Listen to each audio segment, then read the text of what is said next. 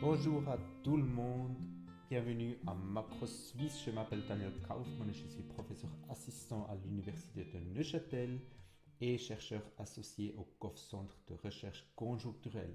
Aujourd'hui, j'aimerais vous parler de la courbe de Fièvre de l'économie suisse, c'est-à-dire de la prime de risque sur des obligations des entreprises. Maintenant, qu'est-ce que c'est une prime de risque? Une prime de risque est la différence entre le rendement d'une dette soumise à un risque de faillite, par exemple pour des entreprises privées, et le rendement d'une dette sans risque, en Suisse par exemple, sur une obligation de la Confédération.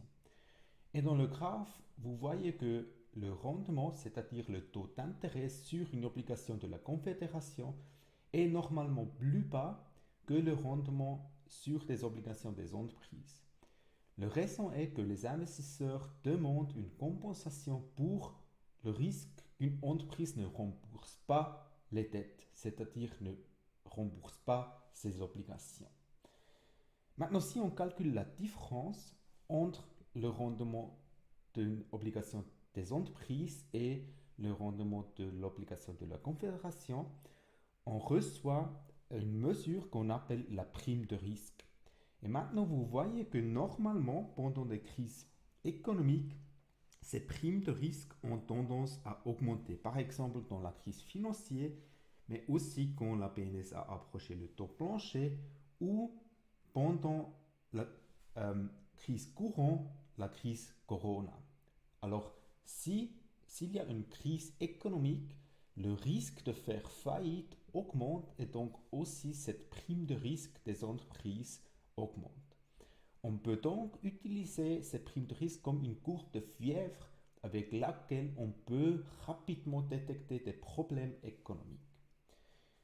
Maintenant, est-ce que cette prime de risque nous dit quelque chose sur la probabilité de faire faillite? En fait, dans la réalité, c'est en fait le cas.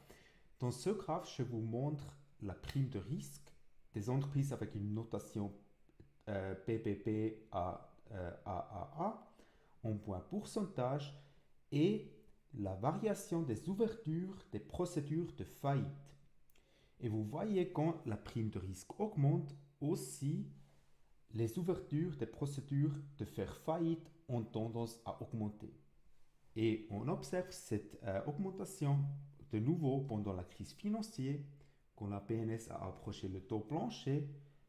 Mais maintenant, on ne sait pas encore combien des entreprises ou combien des ouvertures de procédures de faillite on a pendant cette crise Corona. Vous voyez que les données macroéconomiques sur ces ouvertures manquent encore. On a seulement les données pour 2018, mais on n'a pas encore les données pour 2019 et 2020. Donc, des autres statistiques macroéconomiques sont souvent publiées avec un retard important et donc ces informations des marchés financiers sont très pertinentes pour analyser l'activité économique en Suisse pour avoir un signal rapide de l'état de l'économie. Donc c'est tout de mon côté. Merci beaucoup pour votre attention. Si vous voulez en savoir plus, j'ai mis tous les codes et programmes et données sur ma page GitHub. Vous pouvez me suivre sur Twitter et bien sûr aussi ma chaîne YouTube.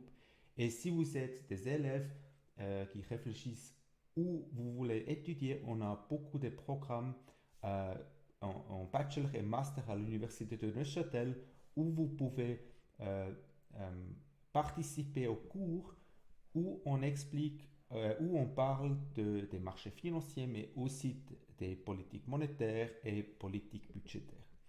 De nouveau, merci beaucoup pour votre attention et à tout bientôt.